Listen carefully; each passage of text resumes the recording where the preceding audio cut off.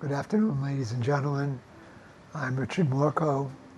And I'm Gus Steeves. How are you again? Today we have Gus Steeves for the Long Hill Report. And we're going to discuss the issues of the day. And I'll let Gus start with an issue that came up recently. Okay.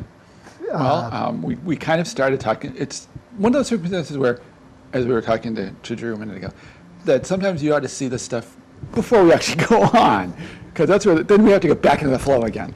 But what we were talking about a few minutes ago is there was an interesting article on Ars Technica, which is primarily it looks at primarily at technology issues, and in this case, it was talking about Elon Musk and the fact that I guess it's his own either biography or autobiography, talks about the fact that last year he actually went in there and shut off his Starlink satellite system, which he had specifically brought into Ukraine to assist their war effort.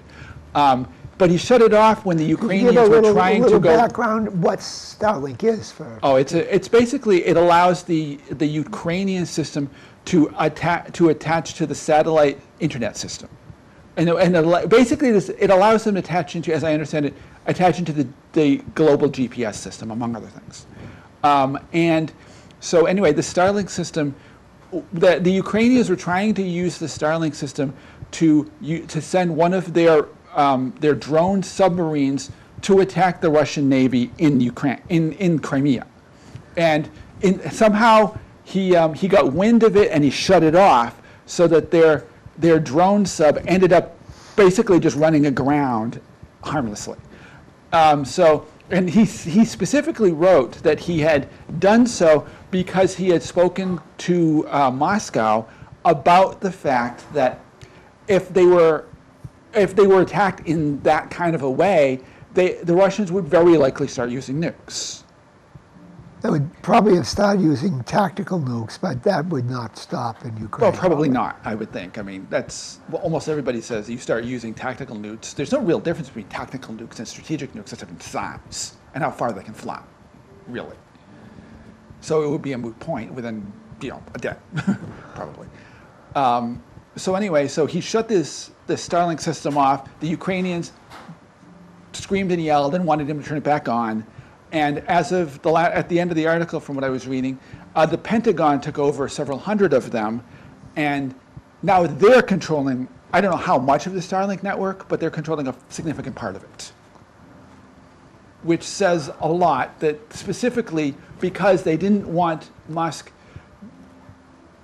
putting his own opinion on something that they consider to be U.S. policy. And as we were talking about at the very beginning, I think it says a couple of different things. One is that I'm glad that he did it, but I think because we don't obviously want nuclear war. But I think it says a lot that he went into the Ukraine, put in this whole Starlink system to make himself millions of dollars at the expense of anything that would be sane foreign policy, just because he wanted to make money off of it. Okay, now, was he just going into Ukraine, or was he doing this all over the world? I believe. And was this just sort of Ukraine taking the initiative to do it on their own? Well, he did. I remember seeing stories about it maybe a year or so ago, where he specifically was talking. At the time, he's been doing it around the world in general, but he was specifically going into Ukraine and giving them Starlink systems, specifically because of the war. Mm-hmm. And the article specifically pointed out that he was doing it to aid their war effort, but he also specifically said he didn't want to aid that aspect of their war effort. And that makes perfect sense. It seems like a sane limit, yes. And, but he shouldn't have. Well, you remember, supposedly there were sane limits a long time ago that were not going to be done, like and they've crossed all of them. Not giving the F-16s, which would just get blasted out of the sky. They're not the up-to-date technology. And the up-to-date technology, the F-35, isn't that great anyway. Right. Or the tanks, or a bunch of other things. What do you call them? The shells, and the depleted. Now they're giving depleted uranium they shells. Said that this week. which is kind of a nuclear weapon in a It sense. is. And that's what the Russians have treated it as. And Yeah. that they've specifically said that they'll treat the F-16s as if they're nuclear. Yeah, well, they will be kind of, they won't stay in the sky that long. Probably not. I mean, they're only getting, what, 30 of them or something like Something that? like 40 that. maybe? They'll last about a week. So it's hard to say how this war will end up, but everything, the counteroffensive has been a failure. This so great counteroffensive Oh, yeah. has been a failure. Everything we've done in it has been not a good idea. Except it's been wonderful for the bottom lines Yeah. of, Raytheon and Lockheed Oh, yeah. that crap. Yeah. And you said to me about an interview with Senator Warren. Liz Warren Yep. on WBUR. You want to talk about that for you? Well, I was listening to it, and that was actually sent on to us from a couple of places, and it was just interesting that you're listening to her. She said she went over to the Ukraine, and it was such propaganda, and it was such she was making such a big deal of supporting the war effort on the grounds of exactly the same domino theory nonsense that they were saying 50 years ago about the communists. That if we didn't stop them there, she said something ridiculous about they're going to come attack our babies here, and other ridiculous nonsense. I mean, I'm sorry, it's like Senator Warren. What are you going to be? What do you expect him to do? Start eating our dogs next? Well, I mean, it's ridiculous. I mean, if they had, let's put it this way: if it ever gets to the point where the Russians are attacking our children here in the U.S., it's because the nukes are flying. yep. And there's a reason for that. It's because our policies have gotten to be just insane and stupid. The Russians have, whatever they have, they do not have a navy large enough to cross the ocean. Except for their subs. No, I mean to cross the ocean to invade. No, definitely. So Liz is so absurd. But in this one-party little North Korea we live in, what do you expect?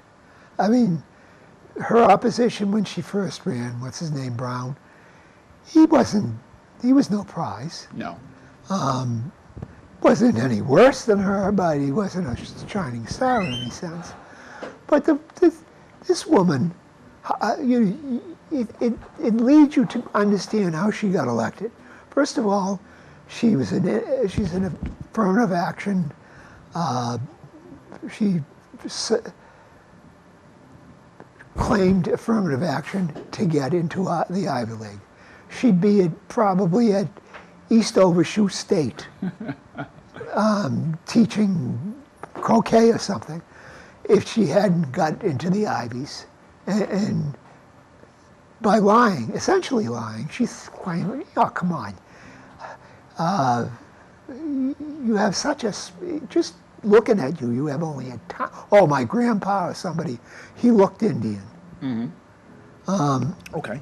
So, I mean, I can claim one Indian ancestor from like 1820. you look at, you really. Yeah. Oh, yeah. I look Indian. I'm sure. Okay, Hiawatha, can we, let's not. go along Hiawatha now. I'm not Native American. I've never said that one. And well, it is, you didn't try to get into the Ivy League. No. And she's just, let's spend on everything. Let's do this, let's do that. She's on Twitter or whatever they're calling it now. There is, where does this end? Well, I think the problem is that unfortunately, we've seen so much. Is that as you know, I tend to lean more toward the left end of the spectrum. Wait a minute, where's my pacemaker? Right. But what's I think is really upsetting for me is when you look at the people who nominally are more liberal or on the left end of the spectrum, and I think we need to make a distinction between liberals and leftists because they're not the same. Most of the liberals in our government today are neoliberals. They're very much capitalists. They're former liberals is what they are. Sometimes they're former liberals, yes. they don't really understand what it actually means to work for the people. Sometimes they say the right things. Sometimes they propose decent bills. But I think they do it knowing that it has no chance of passing. Because they can say, Oh, okay. that's Because they been a can practice in the Congress forever. It has been. Because they can say, hey, I'm doing this for you. Yeah. I'm fighting for you. Yeah. Blah, blah, blah, blah, blah. Give me more donations over here. Well, that's certainly Liz and just about every state rep figures he's going to be president someday until Maybe. he's indicted or something worse. And unfortunately, most of the reps and senators at the federal level have become basically useless. Yeah, that's really. But it's the absurdity of a system having two parties, just two parties, basically. I mean, Really the same party. I can at least vote for somebody I like, even though I know they're not going to win. But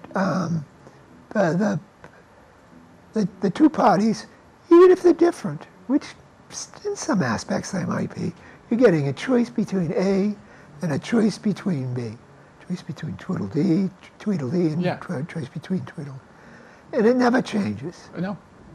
It's really, all those people who in the Trump impeachment were going, our democracy, our democracy. I know.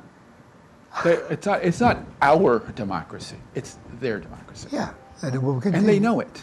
And they know that And that's the way if we keep funding our system in the way that we've been funding it for decades, it will stay their democracy. How would you Because fund it? How would you fund it? That's the problem. That is a problem, and I agree with that. But I mean, the system we have now is blatantly corrupt.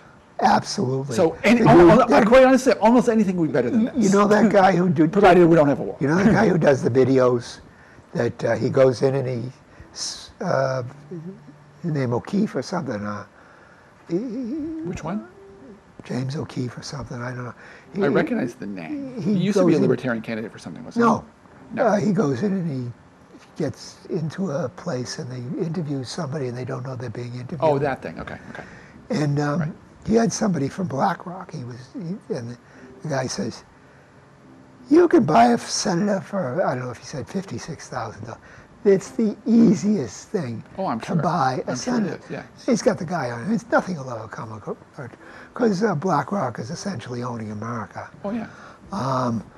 But this is the system, and okay, get money. I did a video with Dick.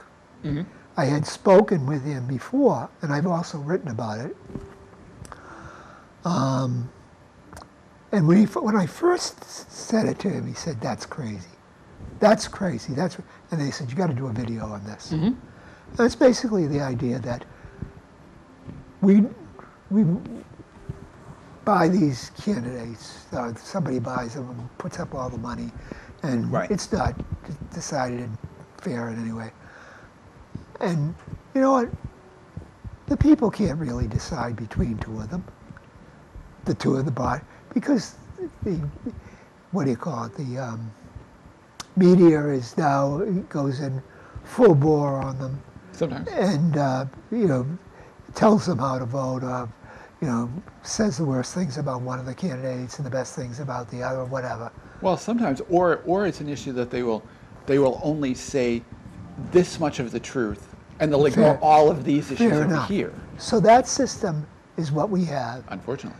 and you can't get the money out of it and still have all these primaries and stuff like that.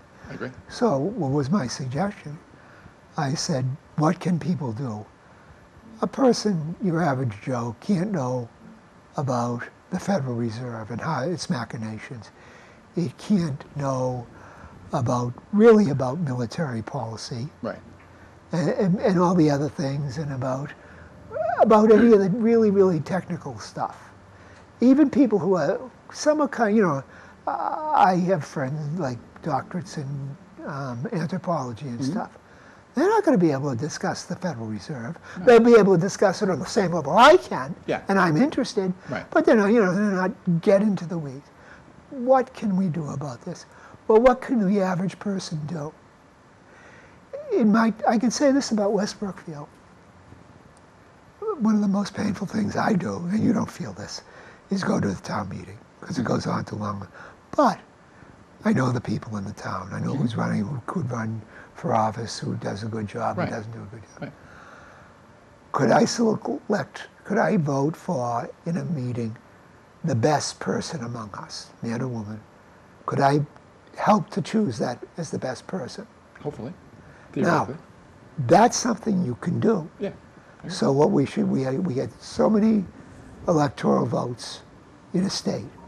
Every town about the size of West Brookfield, and every city break it out into precincts as they do it. They choose the best person among them. Mm-hmm. And those people go to the next level. Mm-hmm. And we winnow that down, and we have an assembly of, say, maybe 50 or 60 of those people.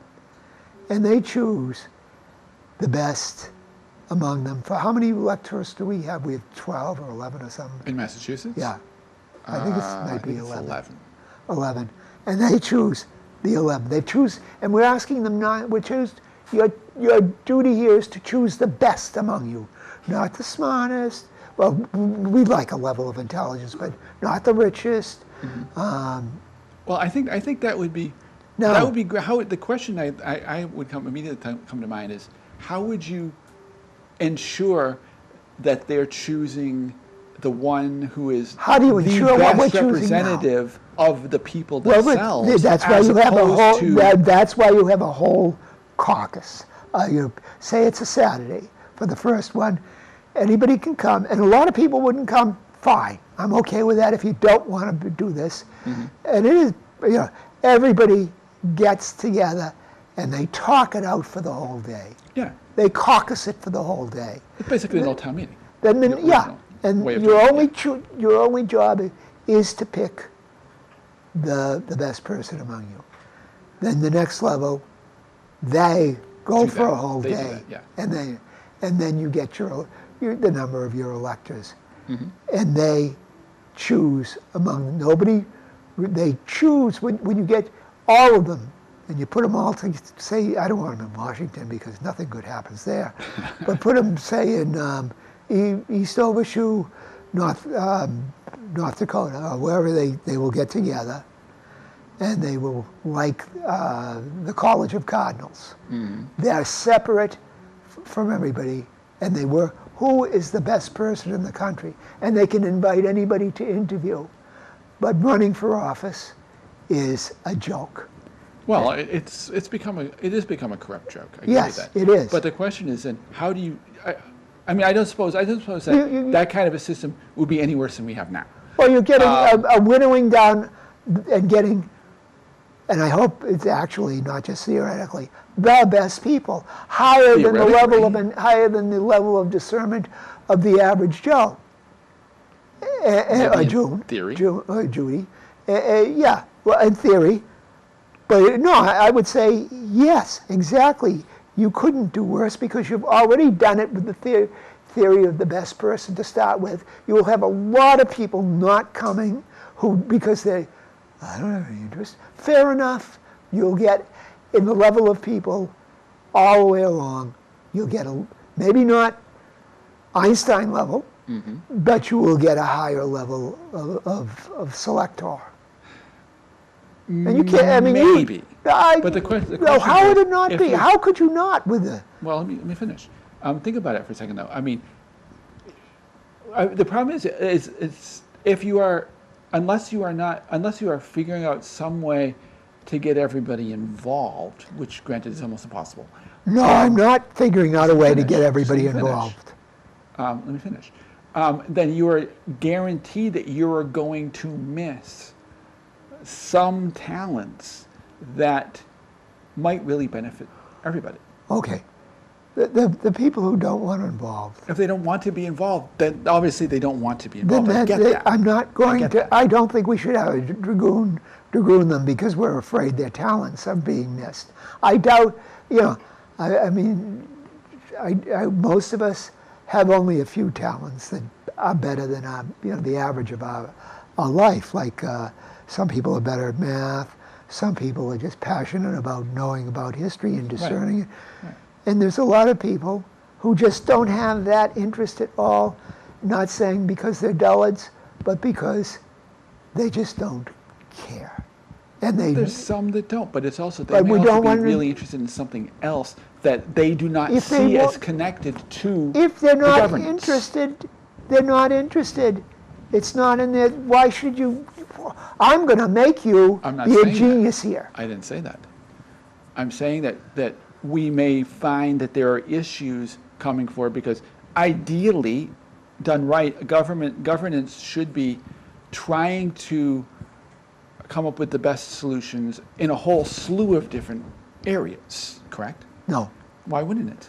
Because that's what the whole point of government No, is. government should try to do as little as possible. It should try to do only absolutely what is necessary and nothing else. Some of not those- a wide slope. But the Because they definition, botched but it. the, see, If that's anybody the thinks they definition. haven't, What do you mean by if- what's absolutely necessary? okay, That's the education. problem. It's definition. Education is necessary, but government has botched it. And I would There rather. may be and- some truth to that, but what are you I- defining education to be? We've already discussed Yes, this. but the and point is that people in the group may see it differently. they're not going to do that may at have a a broader caucus. spectrum- They're not with broader going to. spectrum They're of not people going to do that at involved. You have a caucus. different They're ways not of going to do looking that at as it. at a caucus. Why not? It doesn't happen. They're choosing the best person. They're not solving every problem. That's not something that really can be done at a caucus like not? that. Well, what? Why not? Because your caucus is for a purpose, to choose your best person to go to the next caucus. So you'll have basically an unending caucus system, No, as opposed to. It's an election of president. Okay. Do Maybe you we think don't need a anything has president. been really said sensibly in the presidential elections No. about education? Maybe we don't need a president. Period. I would not. That's one I wouldn't have Maybe we don't need one. Get rid Maybe of we them. don't. Maybe we. That's why we should go back to the Articles of Confederation. I think there's some truth to that. Yeah. But have a single purpose for the day, and only those interested need to come. Otherwise, you put it, like the Australians. We insist. I think it's the Australia. Yeah, they insist you vote or something. Yeah, I think they legally require it's a little bit of a fascism. We will make you vote. We will make you do something against your will. I think it's a good idea to encourage people to get involved. Nope, I don't. As much as we can. I think. Because I think there's plenty of evidence to show that more people have different viewpoints involved, you will often find a better solution, even though it takes longer to get to it. My life history, I've rarely seen that. I would, in fact, like I called for the what do you call it? The implant earlier. What do they call that thing in your heart? Yeah, I know what you mean. I call for that earlier. Pacemaker. Yes. Pacemaker. Yes. I would call for that in this case too. Okay. You do that. Come up with another topic now. Come on. Well, we kind of drifted way off the original topic, didn't we? We did, but that's okay. That's not. Okay. We might come up with another idea. Let's let Hopefully. it flow. Hopefully, we should. Yes. Well, I know one thing that we didn't talk about last time, and that it kind of bothers me, and I've kind of been following it to go back into the foreign affairs area, is the nonsense going on in Africa, with Niger and some of those other countries down there that seem to be.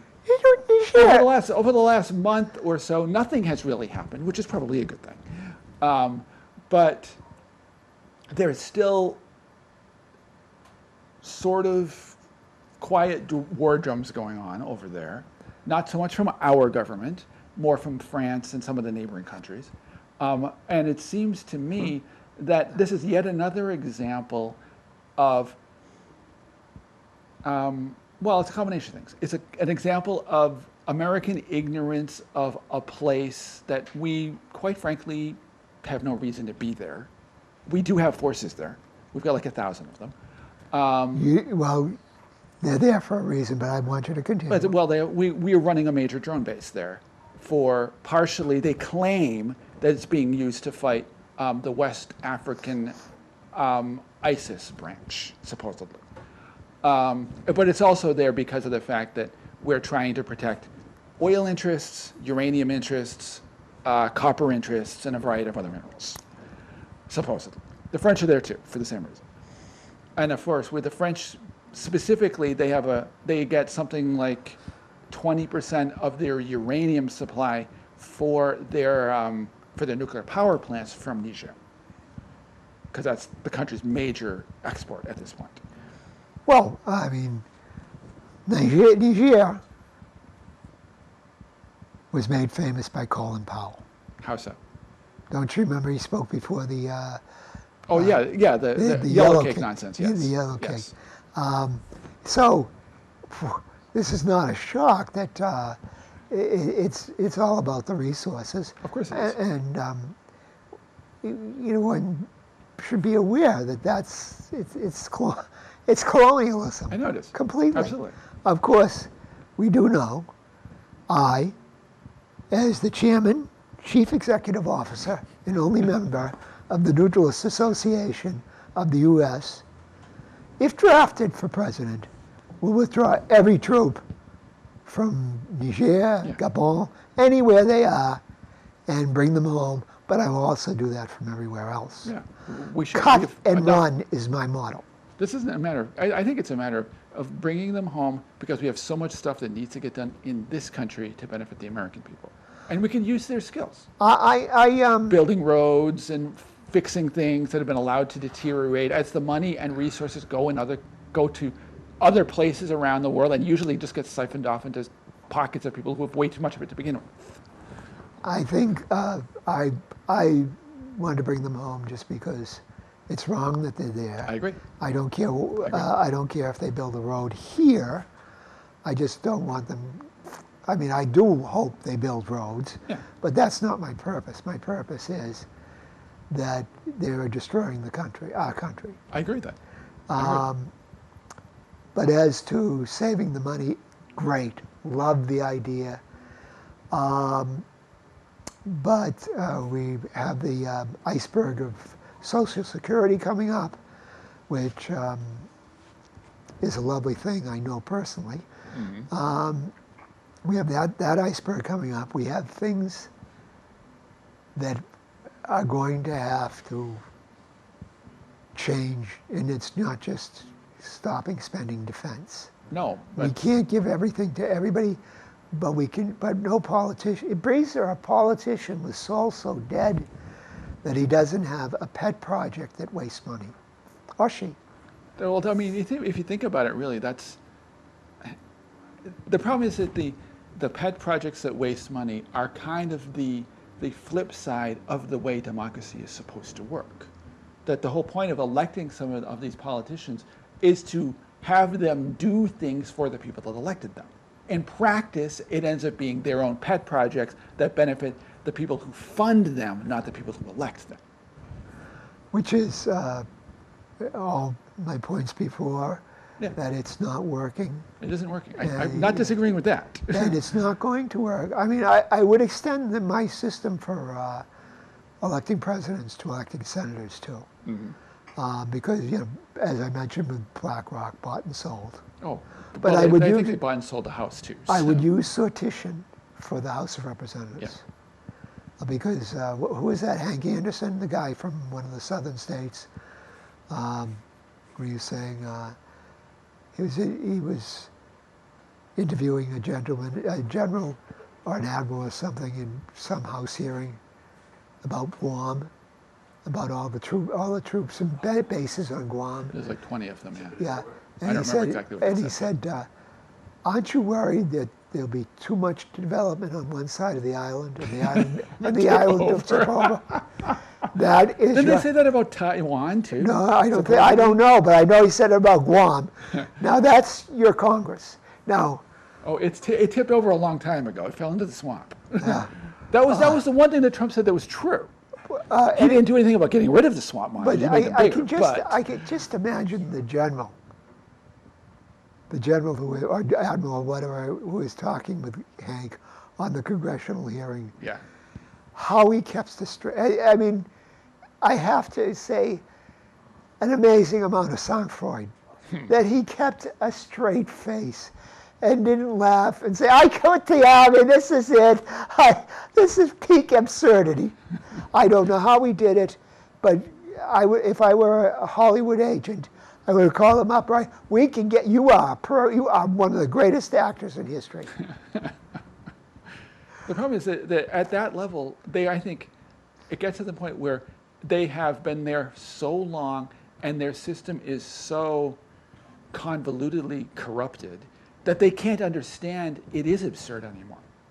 So that's they don't get that's it. why you think The rest of us look at him and go, you people are nuts. You think other congressmen think that Guam would tip over too? I don't think they necessarily think it literally. No. I'm sure most people don't. But Hank literally did. And he's still in Congress. there's an awful lot of dumb people in moving up, Congress. and he's moving up in the leadership. That doesn't surprise me, unfortunately. I mean, look who's in the White House. Look who was just in the White House. Look who we've had in the White House for the last multiple decades. Well, anyway. You mentioned, before we went on, you mentioned the movie Idiocracy. What we've been seeing is the quality of leadership in this country has declined. I think everybody recognizes that. It's not quite to the point of idiocracy yet, but I think it's gone insanity as opposed to idiocracy. But, and we're in a situation where I think it's also a reflection of a lot of the other things. Empires collapse. And maybe it's time that it did. So we can have, but I think if we have a controlled collapse rather than chaotic collapse, it would be better for the people. How do you, if you have such a weird legislative body, how do you control collapse? But how we have reached, if not the end of the line for the empire, the end of the line today. Yes, we have. Ladies and gentlemen, Gus Steeves, Richard Morco, this has been the Long Hill Report for September. See you in October. See you in October. Hopefully we're all still here.